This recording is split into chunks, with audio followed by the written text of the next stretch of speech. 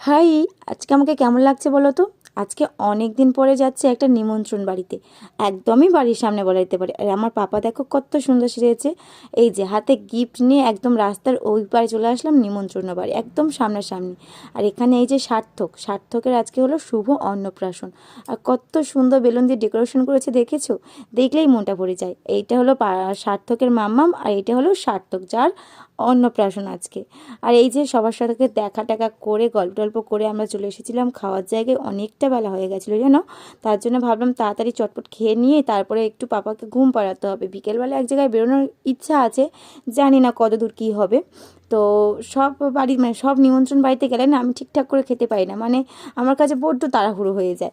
যাই হোক, আজকে কিন্তু অনেক মেনু ছিল। আর সব থেকে যেটা আমার ভালো লেগেছে সেটা হলো আজকে না অনেক দিন পরে কোনো নিমন্ত্রণ বাড়িতে গিয়ে আমি দই খেয়েছি, আমার কিন্তু দারুণ লেগেছে। আর ভিডিওটা এই পর্যন্ত, সবাই